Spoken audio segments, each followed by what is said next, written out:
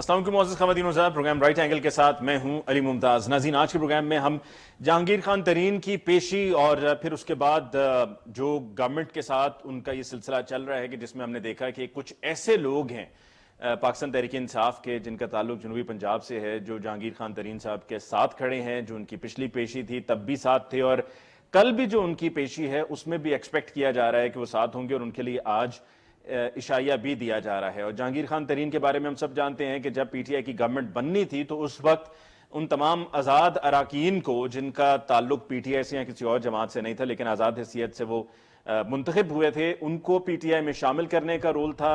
जहाज की उस वक्त बात होती रही कि जहाज भर भर के जहांगीर खान तरीन साहब लाते रहे। तो पीटीआई के लिए क्या मुश्किलात खड़ी होने वाली हैं और जो जहांगीर तरीन साहब का कहना है कि सिर्फ उनको ही चुनकर या सिलेक्टेड एहतसाब हो रहा है और उनको निशाना बनाया जा रहा है और कौन ये सब कर रहे हैं वो उनको बेनकाब भी करेंगे और उनको पता है कि इनके खिलाफ ये साजिश क्यों। आज के प्रोग्राम में इस हवाले से गुफ्तगू करेंगे, लेकिन बाकायदा गुफ्तगू का आगाज करने से पहले नाज़रीन, इस मौके पर मैं एक अहम जो एक सिचुएशन है, एक मुश्किल सिचुएशन है, परेशान कुन सिचुएशन है, उस पर बात करना चाहूंगा और वो है कोरोना वायरस को लेके। डेली जो फिगर रिपोर्ट हो रहे हैं टेस्ट के, वो 5000 से अब ऊपर जा चुके हैं। कल 5329 थे, अब 5312 हैं और इतनी तादाद में जो तेजी से इजाफा हो रहा है, हम सबको बहुत ज्यादा एहतियात की जरूरत है। एहतियात के लिए गवर्नमेंट की तरफ से बार बार कहा जा रहा है। पहले गवर्नमेंट ने कहा था कि घबराना नहीं है, लेकिन अब गवर्नमेंट ये कह रही है कि आपको एहतियात करनी है और एहतियात ही इससे बचने का वाहिद तरीकाकार है। लेकिन एहतियात हमें होते हुए नजर नहीं आ रही। गवर्नमेंट ने मौका दिया सबको कि सब अपने कामकाज भी जारी रखें और एहतियात भी करें और गवर्नमेंट लॉकडाउन नहीं लगा रही, लेकिन मुझे यह लगता है कि गवर्नमेंट को अब लॉकडाउन लगा देना चाहिए, क्योंकि अगर लॉकडाउन नहीं लगाया जाएगा, चाहे वो 1 हफ्ते के लिए 2 हफ्ते के लिए हो, तो ये सिलसिले को कंट्रोल करना बहुत मुश्किल हो जाएगा। जो डेली अमवात सामने आ रही हैं वो भी अलार्मिंग हैं और वैक्सीन को लेकर गवर्नमेंट ने जो ताखीर की है ये मुजरिमाना गफलत है। वैक्सीन अब तक सबके लिए अवेलेबल होनी चाहिए थी। अगर इंटरनेशनली देखा जाए, आस पड़ोस में भी कंपैरिजन किया जाए, तो पाकिस्तान में जो वैक्सीनेशन की शरह है वो सबसे कम है और गवर्नमेंट पर इसकी रिस्पॉन्सिबिलिटी है, क्योंकि ये सारा कुछ गवर्नमेंट ने करना था, गवर्नमेंट की प्लानिंग होनी थी। लेकिन लगता यह है कि गवर्नमेंट और गवर्नमेंट की तमाम तर तवज्जो जो है वो अपने सियासी मुखालफीन को जवाब देने में ही लगे रहे और इस तरफ उनकी तवज्जो वो नहीं थी जो होनी चाहिए थी। असेसमेंट गलत हुई, जजमेंट गलत हुई, जिसकी वजह से आज हम इस सिचुएशन में मौजूद हैं। और पिछले साल जब ऐसा ही कुछ माहौल था तो तब हमने देखा कि लोगों ने अपने छतों पे चढ़कर अजानें दी, लेकिन अब शायद लोग ये तस्लीम कर बैठे हैं कि जी कोरोना है तो है, क्या कर सकते हैं। और अब भी बेतहाशा लोग ऐसे मौजूद हैं जो कोरोना को मानने को तैयार नहीं है। जो मानने को तैयार नहीं है उनको हम ये दुआ ही कर सकते हैं कि अल्लाह ताला उनको हिदायत दे, और ये सिर्फ वही जान सकता है जो इस तकलीफ में से गुजरा हो कि कोरोना क्या है, या जिसका कोई अपना प्यारा उससे कोरोना की वजह से बिछड़ गया हो। आज के प्रोग्राम में डिस्कशन के लिए हमारे मौजूद मेहमानों का तारुफ हमें ज्वाइन किया हुक्मरान जमात पाकिस्तान तहरीक इंसाफ से हलीम आदिल शेख साहब ने। हलीम आदिल शेख साहब को बहुत बहुत शुक्रिया कि आपने हमें ज्वाइन किया। पाकिस्तान पीपल्स पार्टी से हमें ज्वाइन किया है सहर कामरान साहिबा ने। सहर कामरान साहब, आपको भी बहुत बहुत शुक्रिया for joining us the show tonight. और पीएमएलएन से हमें ज्वाइन किया है राना तनवीर साहब ने। राना साहब, आपको भी बहुत बहुत शुक्रिया कि आपने आज के प्रोग्राम के लिए वक्त निकाला। सबसे पहले हलीम आदिल शेख साहब, आपसे गुफ्तगू का आगाज करते हैं। गो कि मैं ये जहांगीर खान तरीन साहब के हवाले से बात करना चाह रहा था, लेकिन चूंकि आप पाकिस्तान तहरीक इंसाफ के एक अहम मेंबर हैं, लीडर ऑफ द ऑपोजिशन हैं इन द सिंध असेंबली, और आपके फॉलोअर्स भी हैं, तो आपके प्लेटफॉर्म से भी लोगों को हिदायत, जो एहतियात की तलकीन है वो होनी चाहिए। पहले भी की है, दोबारा भी होनी चाहिए, लेकिन साथ साथ कुछ गवर्नमेंट की भी खामियां हैं, गलतियां हैं कि जिनको गवर्नमेंट को भी चाहिए कि उसके ऊपर कंट्रोल करें और अपने जो सियासी इवेंट्स हैं उनको भी मुलतवी होना चाहिए। मैं तो हैरान हूं कि कल ये इलेक्शन का भी कैसे इजाजत दे दी गई और फिर अन्य 249 की भी इन हालात में कैसे इजाजत दे दी गई, क्योंकि वहां पर एसओपीज कुछ नहीं होना। जी हलीम आदिल शेख साहब। देखिए, सबसे पहले तो हम समझते हैं कि डस्का का जो इलेक्शन है, चूंकि पंजाब में सूरत हाल खासी खराब है, सिंध में अल्लाह के करम से जरा बेहतर है, तो आपने ठीक फरमाया कि हमें एसओपीज का ख्याल रखवाना भी चाहिए, रखना भी चाहिए। और गवर्नमेंट तो बार बार कह रही है, प्राइम मिनिस्टर साहब भी बार बार कह रहे हैं, और एनसीओसी के जो फैसले हो रहे हैं वो तमाम चीजों को देख के रखा जा रहा है। लेकिन हमें बहैसियत कौम अपने एक्शन से साबित करना पड़ेगा कि हमें इस तीसरी लहर से हमें इसको बहुत ज्यादा ख्याल रखते हुए, एहतियात करते हुए आगे बढ़ना पड़ेगा। गवर्नमेंट के मामला अपनी जगह, लेकिन आप ठीक फरमा रहे हैं कि कौम ने समझ लिया कि ठीक है, कोरोना और हमने साथ साथ चल रहे हैं और बिल्कुल एहतियात नहीं कर रहे हैं। उसको एहतियात को मैं समझता हूँ कि बहैसियत एक जिम्मेदार पॉलिटिकल वर्कर के, मैं एक शहरी के, मैं कहना चाहता हूँ हम सबको इससे दूर रहने के लिए, इससे बचने के लिए हमें सबसे पहले खुद एहतियात करनी होगी, और बहैसियत गवर्नमेंट भी हमें अपने इदारों के जरिए एहतियात को इम्पोज कराना पड़ेगा कि जो भी SOPs है, जो भी हमारे इंस्ट्रक्शंस है, उसको फॉलो कराना पड़ेगा, तभी हम कवर कर पाएंगे। नहीं तो खुदा ना खास्ता सूरत हाल बेहतर होती इसके बगैर एहतियात के मुमकिन नहीं है।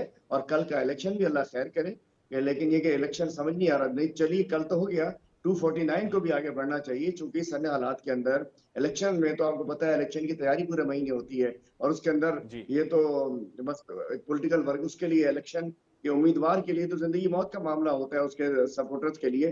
तो आप ठीक फरमा रहे हैं कि इस इन हालात में इलेक्शन नहीं होने चाहिए। बिल्कुल। दूसरी तरफ हलीमा अल शेख साहब, जहांगीर खान तरीन साहब की जो पोजीशन है, कहाँ वो इतने करीबी इमरान खान साहब के कि हुकूमत के बनाने का जब वक्त आया तो उस वक्त कलीदी किरदार अदा किया जहांगीर तरीन साहब ने, और हर मामले में वो उनके साथ रहे, चाहे वो गवर्नमेंट बनाने में हो या गवर्नमेंट से पहले हो। और अब इतनी दूरियां कि उनके खिलाफ केसेस बनाए जा रहे हैं जिस पर वो ये कह रहे हैं कि जी मुझे टारगेट किया जा रहा है, ये सिलेक्टेड एहतसाब है। और बहुत से ऐसे PTI के लोग हैं जिन्होंने जहांगीर तरीन साहब का साथ देने का ऐलान भी किया और उनके साथ वो कंधे से कंधा मिलाए खड़े भी नजर आए हैं। देखिए, मैं समझता हूं कि जो ये कुछ हो रहा है पाकिस्तान में कभी नहीं हुआ कि अगर कोई अपना साथी, कोई अपनी पार्टी का ओहदेदार या अपनी पार्टी का हम ख्याल कोई पार्टी का साथ देने वाला, अगर उस पर कोई इल्जाम आ जाए तो उसको नॉर्मली ये होता था तो सोच भी नहीं सकता था कि जी ये तो करीबी बंदे लोग हैं, अगर उनके खिलाफ कोई इल्जाम भी होता तो जरूरत नहीं कर सकता था। आपको याद होना चाहिए, शुगर रिपोर्ट प्राइम मिनिस्टर ने खुद पब्लिक की थी। यही वो तब्दीली है कि रूल ऑफ लॉ, सबके लिए कानून बराबर। अगर इसके अंदर कुछ लोग हमें उम्मीद है कि ये अदालतों में जाएंगे, ये अपनी सफाई पेश करेंगे, अपना केस लड़ेंगे और बाहर आ जाएंगे इंशाल्लाह। अगर इन पे जो ये कह रहे हैं अगर कुछ ना किया हुआ, लेकिन अगर इनको छोड़ दिया जाता, दीगर लोगों को पकड़ लिया जाता, उनके खिलाफ कार्रवाई होती, तो आप सब लोग कह रहे होते देखें जी, जहांगीर तरीन साहब के लिए एक अलग कानून है और हमजा शरीफ शहबाज के लिए अलग कानून है। जहांगीर तरीन साहब के लिए और कानून है, पीपल्स पार्टी के लोगों के लिए और कानून है। ये एक अच्छा अमल उसको इस अंदाज से नहीं लिया। यही तो तब्दीली है कि अपनों के लिए भी वही कानून है, बाकी हमारे साथी अगर उनके साथ हैं तो मैं समझता हूँ हमारी तहरीक इंसाफ के साथी हैं, कोई दुश्मनी तो नहीं है ना। अलीम खान साहब भी गए थे, क्लियर होकर बाहर आ गए, तो हम लोग जो उनके साथी उनके पास जाते हैं, लाजिम बात है वो किसी को भी बुलाएंगे, जाएगा, क्या मसला है। बिल्कुल, अभी खुदा ना ये खास फॉरवर्ड कन्विक्ट तो ब्लॉक तो नहीं नहीं हुए है वो, और कोई अलीम अल शेख साहब, ये फॉरवर्ड ब्लॉक तो नहीं है? नहीं नहीं आपकी नहीं, पार्टी की गवर्नमेंट को खतरा तो नहीं है? ये कोई खतरा नहीं। मैंने बताया ना कि अगर कभी मुझे भी हुआ तो मैं भी चला जाऊंगा साथ, कोई और भी होगा चला जाएगा, कोई दुश्मन तो नहीं है वो हमारे। एक इल्जाम है उन पर, और वो इल्जाम ये इमरान खान कहेंगे जी अगर कोई इल्जाम है तो उसको अदालतों में उन इदारों में जाके साबित करके आ जाए। खुदा ना खास्ता कोई कन्विक्शन की खाली इल्जाम पे हम सोशल बाइकआउट तो नहीं हो सकता, खाली इल्जाम ठीक। पे हमने वास्ते ताल्लुक तो नहीं छोड़े जा सकते, कोई ऐसी बात नहीं है। यही तब्दीली है, नहीं तो कोई सोच नहीं सकता था कि नंबर 1 का कोई बिल्कुल राइट सही। हैंड हो। राना तनवीर साहब, आपकी तरफ आते हैं। आपने इस हलीमा अल तरीके से शेख अगर साहब कोई का जवाब काम हो, सुना, उनका ये कहना है कि यही वो तब्दीली है। कभी कोई सोच भी नहीं सकता था कि अपने किसी करीबी के साथ इस तरह का गवर्नमेंट भी आपकी हो और आपके खिलाफ केस चलाया जाए। तो यही वो मुख्तलिफ तर्ज अमल है पाकिस्तान तहरीक इंसाफ का कि जिसकी पहले कभी मिसाल नहीं मिलती। राना साहब, राना तनवीर साहब तक मेरी आवाज पहुंची? जी जी मुझे आ रही है। जी, सहर कामरान साहिबा को जी ऑडियो का इशू है, उनको गेस्ट की आवाज नहीं सुनाई दे रही है। जी राना तनवीर साहब, आपकी नजर में आप इस पूरी सिचुएशन को कैसे देखते हैं कि जिसमें जहांगीर खान तरीन साहब के खिलाफ ये अब केस चलाया जा रहा है? FIA में भी आज वो खुद भी पेश हुए, उनका बेटा अली तरीन भी आज पेश हुआ और कल भी उनकी अदालत में पेशी है। देखिए, इसमें तो मेरा कोई शक नहीं कि जहांगीर तरीन के मामलात को इतने साफ सुथरे नहीं है, लेकिन इसी तरह ये भी कोई हमें कोई उसमें शक नहीं कि प्राइम मिनिस्टर ने इसलिए ये नहीं हो रहा कि उसका कोई मामला ठीक नहीं थे, शफाफ नहीं थे, बल्कि उनकी कोई पर्सनल मामलात हैं जिसकी वजह से वो आपस में नाराज हैं और उन्होंने ये काम शुरू कर दिया है।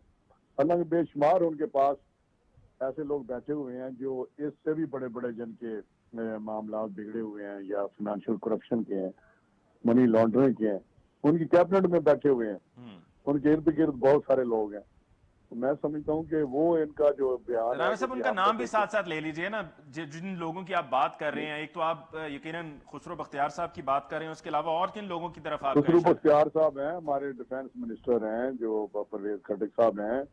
इस तरह नाम बेशुमार वहाँ पे लोग बैठे हुए हैं जो जिनके मामला अभी चल भी रहे हैं। मसलन उनके मिनिस्टर थे हेल्थ के, वो आपको पता जो दवाइयों में जो गड़बड़ हुई, वो मेडिसिन में जिस तरह उनको फिर वो उन्होंने वहां से निकल गया, लेकिन उनको कोई किसी ने पूछा नहीं, बल्कि उनको कोई पार्टी का अहदा दे दिया और फिर भी उसी तरह ही वो चल रहे हैं। इस तरह एक के बाद दूसरा, दूसरे बाद तीसरा आप नाम लेंगे तो मेरा ख्याल है वहाँ दर्जनों लोग हैं जो लेफ्ट राइट चल रहे हैं। मैं नहीं समझता कि ये कोई ऐसी मामला है कि जैसे जहांगीर तरीन का उन्होंने टेकअप किया होगा कि जी मैंने क्रॉस द बोर्ड अकाउंटेबिलिटी पे यकीन रखता हूँ।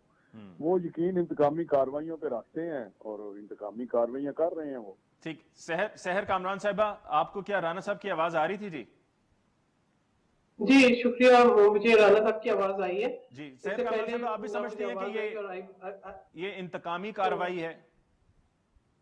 देखिए, पहली बात ये है कि मैं ये कहूंगी कि इमरान खान अहमद न्याजी साहब का अगर आप माजी देखें, जो तो कोई ऐसी बात नहीं है। वो इससे पहले जो कुछ जो है इस पीटीआई के बानी मेंबर्स के साथ कर चुके हैं, जस्टिस वजीउद्दीन के साथ कर चुके हैं, फौजिया कसूरी के साथ कर चुके हैं, अकबर बाबर के साथ कर चुके हैं। तो मैं एक तवील फहरिस्त होगी, मैं सबके नाम नहीं ले सकती, लेकिन मैं आपको ये बताऊं कि मुझे अभी भी शुबा है कि इसमें ये जो तहकीकात हो रही हैं, इनमें कितनी शफाफियत है, कितनी इंटेंशन है जो है वो करप्शन के खिलाफ तहकीकात करने की, या ये एक आई वॉश है। ये तो जब आगे बढ़ेंगे, वरना तो आप भी देखें जिस तरीके से अपोजिशन मेंबर्स के साथ सलूक होता है कि ये गुमान होता है इनको, और या ये एक शोशा छोड़ते हैं और गिरफ्तारी हो जाती है, और उसके बाद जो है वो फिर आगे चलते हैं मामला। तो जहां पर इस किस्म का सिस्टम हो कि हर इदारा कॉम्प्रोमाइज हो, किसी का वीडियो स्कैंडल निकल आए, किसी को किसी और तरीके से प्रेशराइज किया जाए, वहां पे आप कैसे जो है किसी तहकीकात की शफाफियत पे यकीन कर सकते हैं? ये देखना है कि क्या इमरान खान अहमद न्याजी साहब की जो स्ट्रेटेजी है कि वो रोजाना एक नया इशू खड़ा करें, एक नया जो प्रोपेगेट हो सके, जो कि बाकी चीजों पे से ध्यान हटा दे, क्या ये उसी स्ट्रेटेजी का एक हिस्सा है या वाकई कोई तहकीकात हो रही है? और अगर तहकीकात हो रही है तो फिर मैं बिल्कुल जो राना तनवीर साहब की बात है उसको मैं सेकंड करूंगी कि अगर आपने करनी थी तो भाई आप पहले तो खुद डिजाइन करते ना, अपने घर से स्टार्ट करते। आपने बिलियन ट्री सुनामी का फ्रॉड किया, पेशावर मेट्रो का फ्रॉड था, फ्यूल और तेल की प्राइसेस का फ्रॉड था। जब दुनिया भर में तेल सस्ता था तो हमारे यहाँ गायब हो गया था, फिर कीमतें बढ़ गई तो तेल आ गया था। फिर उसके अलावा अगर आप ये देखें कि अद्वियात की कीमत किस तरीके से बढ़ी, और अभी आप ये देखें कि कोविड की वैक्सीन के ऊपर एक न्यास में आप कोरोना की बात कर रहे थे, यानी दुनिया भर के ममालिक अपने जो सिटीजन हैं उनको कोविड वैक्सीन फराहम कर रहे हैं। हमारे यहाँ जो है जो प्राइवेट आई है उसकी स्टोरेज के ऊपर भी जो है क्वेश्चन उठ के हैं, और उसकी जो कीमत है पहले 8,000 9,000 के करीब की उस पर शोर मचाया है, अब 12,000 से ऊपर लेके, और वैसे आपके पास वैक्सीन है नहीं। तो ये मैं समझती हूँ कि अगर ये संजीदगी है इस हुकूमत की कि आपने कोविड के नाम पे पैसे भी जमा किए और मुंतजिर रहे कि आपके चंदे के अंदर कोई जो है खैरात के अंदर कोई डोनेशंस के अंदर आपको वैक्सीन मिल जाए, तो ये तो प्लानिंग है। तो मैं नहीं समझती, मैं तो इस हुकूमत की और इनकी किसी भी चीज के ऊपर यकीन नहीं करती। मैं समझती हूँ बेशतर पाकिस्तानी अवाम जो है वो यकीन नहीं करते। जो हालिया सर्वे भी आए हैं सामने, वो भी इसी बात की तौसीक करते हैं कि लोगों का एतबार उठ गया है इस हुकूमत के ऊपर से और इसकी कारकर्दगी के ऊपर से, और जो जिस किस्म की जो ये पॉलिसीज ला रहे हैं। तो मैं तो, मेरे जहन में तो बहुत शक शुबात है। मैं तो ये नहीं कह सकती कि जी ये वाकई कोई शफाफ तहकीकात हो रही है। और इमरान खान अहमद न्याजी साहब जो है, अच्छा, वक्फे जो पे हमें उनका जाने किचन सहर कामरान चलाते साहिबा, हैं। लेकिन जाने से पहले ये बता दें कि क्या जहांगीर खान तरीन साहब की कोई आसिफ अली जरदारी साहब के साथ मुलाकात तय हुई थी या नहीं? क्योंकि जहांगीर खान तरीन साहब ने तो उसको डिनाई किया, उन्होंने कहा मैं पीटीआई में था और पीटीआई में हूं। देखिए, पीपल्स पार्टी ने भी उसकी तरदीद कर दी है और कोई मुलाकात ना तय थी, ना वो किसी से मिले हैं, ना मेरे इल्म में है। और मैं ये भी कह दूं कि मेरे इल्म में भी नहीं है।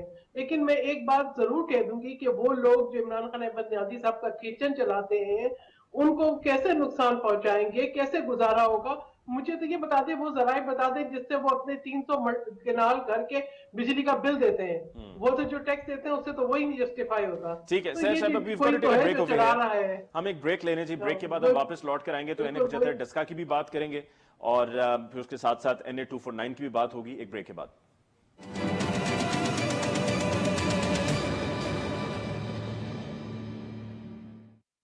Welcome back after break. जी हलीम आदिल शेख साहब, आपकी तरफ आते हैं। ऑपोजिशन की तरफ से सहर कामरान साहिबा का, राना तनवीर साहब का ये कहना है कि ये सिर्फ आई वॉश है, आंखों में धूल झोंकने के बराबर है कि जो जहांगीर खान तरीन साहब के साथ ये केस जो शुरू किया है, केस शुरू करने का मकसद यही है कि ताकि जो भी कोई गड़बड़ थी उसको लीगलाइज कर दिया जाए और फिर ये कहा जाए कि जी देखिए हमारे अपने इतने करीबी लोग थे, वो जेल भी गए, उनके खिलाफ केसेस भी हुए, उनको अदालतों में भी जाना पड़ा। तो ये सिर्फ आई वॉश है। और अगर ऐसा नहीं है तो आपके पास हुकूमत में और भी लोग हैं, खुसरो बख्तियार साहब मौजूद हैं, फिर वो कियानी साहब का अद्वियात का केस आया था, या इल्जामात अगर कहीं कहीं किसी और पे भी लगे हैं करप्शन के, तो उन लोगों को क्या सजाएं हुई हैं, क्या इन्वेस्टिगेशन हुआ है?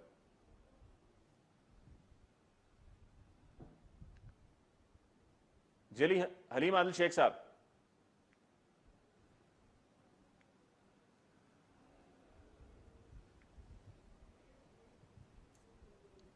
सबसे पहले तो हमारी बहन सहर कामरान साहिबा ने बड़ी लंबी एक फहरिस्त बयान की। जी, सबसे पहले तो सहर कामरान साहिबा ने बड़ी लंबी एक फहरिस्त बयान की, पता नहीं क्या हो गया फेडरल गवर्नमेंट में, ऐसा भी हो गया, वैसा भी हो गया, इस्तीफा दे दें, ये कर दें, वो कर दें। तो मैं चाहता हूँ शायद हमारी बहन कुछ सिंध का दौरा नहीं लगा के गई हैं। इनका सूबा सिंध आज बड़े बड़े इंटरनेशनल अखबारों में, न्यूयॉर्क टाइम्स की 31 मार्च के एडिशन में लगता है कि सिंध में लाड़काना में 5000 एड्स के केसेस हो चुके हैं।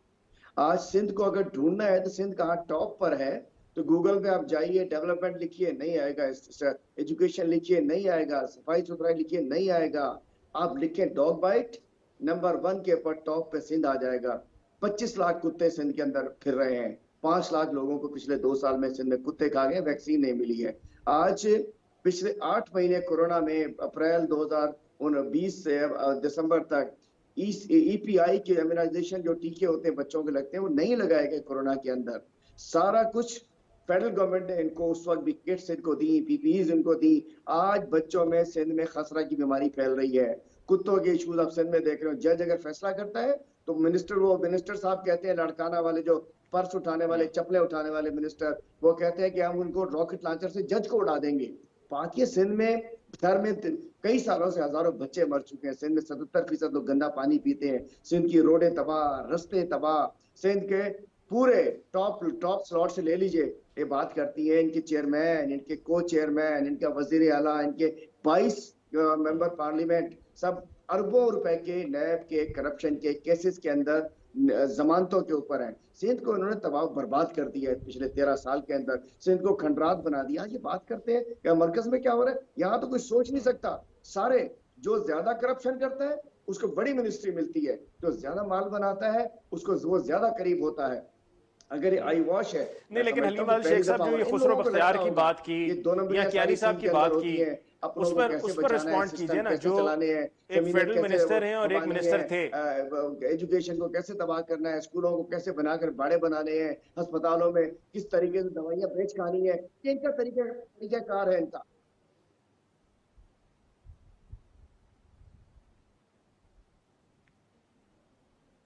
कियानी साहब का जो इल्जामात थे उनकी सुनाए, कुछ शायद इंक्वायरी वगैरह कोई भी थी, वो चल रही थी, तो सबने ओपन किया।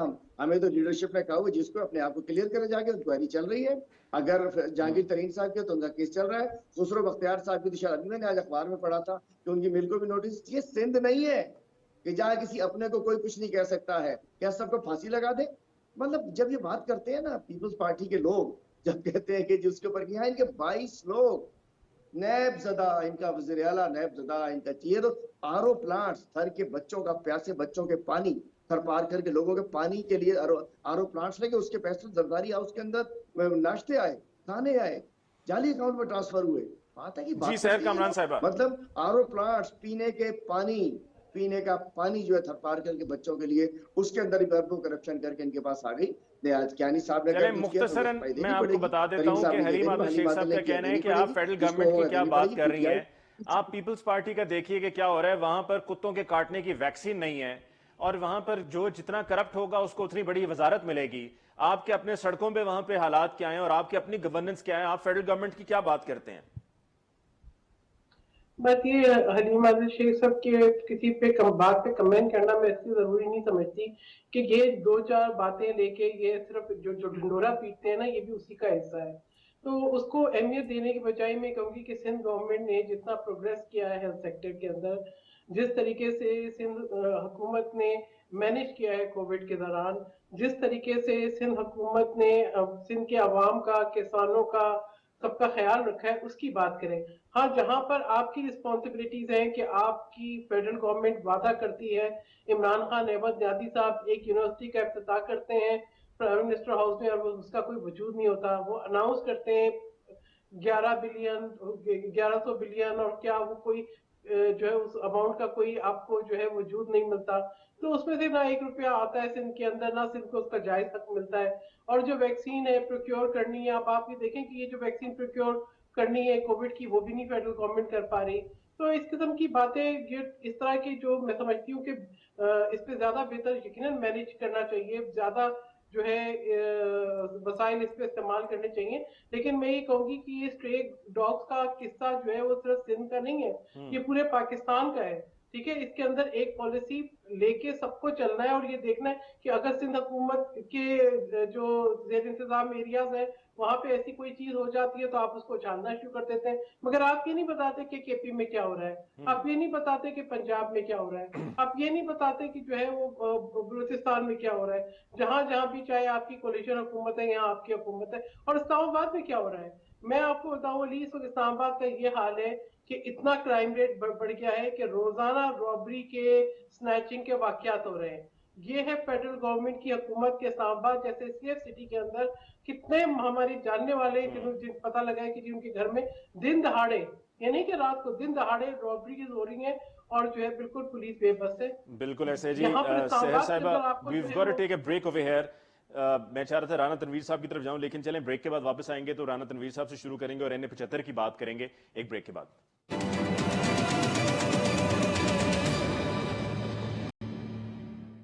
वेलकम बैक आफ्टर ब्रेक जी। राना तनवीर साहब आपकी तरफ आते हैं। सर, कल NA-75 के इलेक्शन होने जा रहे हैं, जो कल नतीजा आएगा आप उसको तस्लीम करेंगे? क्योंकि अब तो आपकी मर्जी के मुताबिक सब होने जा रहा है, रेंजर्स को भी तैनात किया जा रहा है, फौज बैकअप पर है, हसास पोलिंग स्टेशन पर कैमरास भी लगा दिए गए हैं, तो कल फ्री एंड फेयर इलेक्शन होगा। देखिए, मैं बिल्कुल आपकी बात दुरुस्त है। कल जो भी नतीजा आएगा हम उसको मानेंगे और इंशाल्लाह हम जीतेंगे। पहले भी आपने देखा हमें कोई ऐसा इशू नहीं था, वो तो एक ऐसी इन्होंने वहां पे उद्यम मचा दिया, जो लफ्ज होता है ना कि वाइल्ड, ये इनका सारा वो चल पड़ा ना। बाकी ये हर जगह कोशिश करते हैं, धांधली हो, ये इनकी ज़हन ही कुछ इस किस्म का फाशिस्ट ज़हन है, डेमोक्रेटिक नॉर्म्स के करीब ये नहीं भटके। ये इनको पता ही नहीं है कि डेमोक्रेटिक नॉर्म्स क्या होते हैं, कोई वैल्यूज क्या, पार्लियामेंट्री वैल्यूज क्या है, ट्रेडिशन क्या है, सिस्टम क्या है। ये तो एक ही बात जानते हैं कि इंतकामी कार्रवाइयां करें, जितना किसी को दीवार के साथ लगा सकते हैं मुखालफ को लगाएं। और कुछ इनके पास नहीं है, ना विजन है, ना इनके पास कोई प्रोग्राम है, ना इनकी कोई पॉलिसी ऐसी है जैसे आप मुल्क के लिए बेहतर कह सकें, या आप लोगों के लिए, अवाम के लिए। जो आम आदमी है वो पिस गया है, उसको तो इनके अपने वोटर झोलियां ठा ठा के बददुआएं दे रहे हैं। तो तनवीर साहब, कल आपकी पार्टी उस इलेक्शन का पहरा देगी? डेफिनेटली, पहले भी हमने जितना पहरा दे सके दिया, जिससे हम बच भी गए। लेकिन वो तो आखिर में इन्होंने रास्ते में सारे कुछ गायब कर दिया और ऐसे ऐसे पुलिस अफसर लगाए जिन्होंने वहां पे खुली छुट्टी जिनको दी कि वो किसी भी हद तक आप चले जाएं लेकिन इलेक्शन जितवाएं। तो अब मेरा ख्याल है काफी रेंजर्स को भी उन्होंने बुलाया हुआ है और बहुत सारे ऐसे इलेक्शन कमीशन ने लिए हैं जिससे अब एतमाल नहीं है कि कोई एक ऑर्गेनाइज किस्म की या वो धांधली ये कर सकेंगे। इक्का दुक्का कोई अपने इंडिविजुअल लेवल पे कोई होता है, लूप होल्स होते हैं, वो अगर वो करता है तो वो तो कोई ऐसी बात नहीं। लेकिन हम कल का नतीजा मानेंगे और इंशाल्लाह हम जीतेंगे वाज़े अक्सरियत से। वाज़े अक्सरियत से। हलीम आदिल शेख साहब, वाज़े अक्सरियत से जीतेगी PMLN NA-75 से कल राना तनवीर साहब के मुताबिक। आपको लगता है कि पीटीआई कल का ये निशस्त ये सीट निकाल पाएगी, एक मिरेकल हो पाएगा? बिकॉज पहले भी पीएमएलएन यहां से जीतती आई है, पिछले इलेक्शंस में भी नैरो फाइट थी, फिर जो रिजल्ट था उसको क्वेश्चन किया गया, सुप्रीम कोर्ट ने भी माना कि इलेक्शन मशकूक था, तो कल कैसे जीतेगी पीटीआई?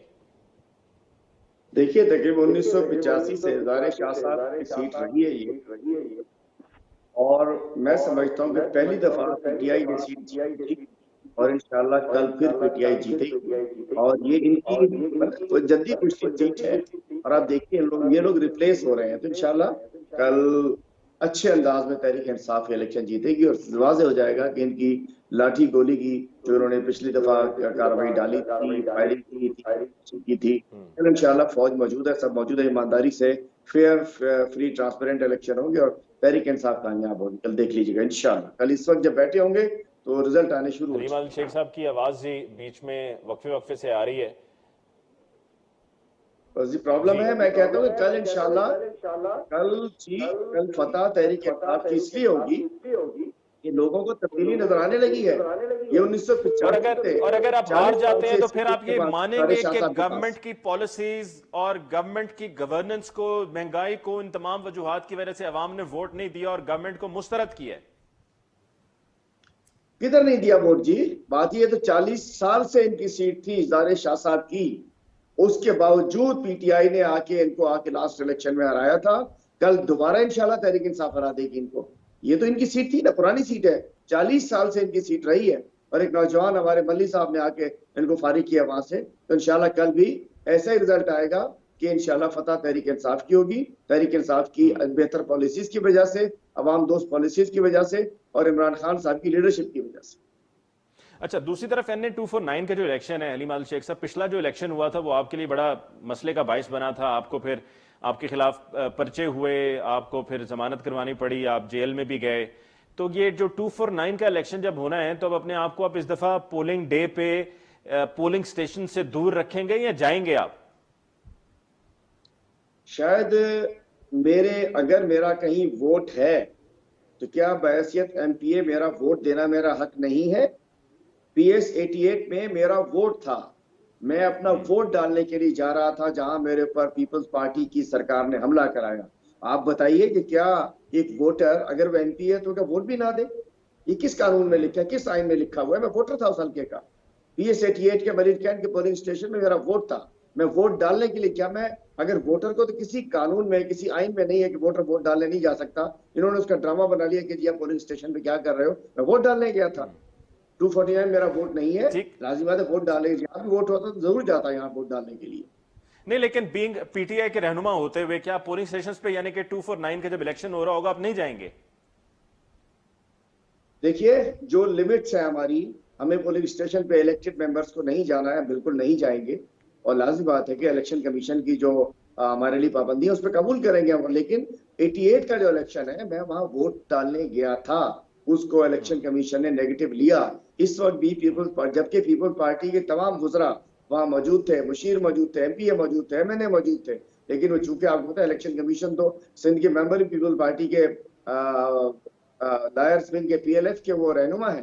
बड़े मामलात है जी, बड़े मामलात है। मैं जो वहां गया था 88 पे वोट डालने गया था, और लाजिम बात है अगर किसी पोलिंग स्टेशन पे मुझे वोट नहीं है तो मैं क्यों जाऊंगा पोलिंग स्टेशन?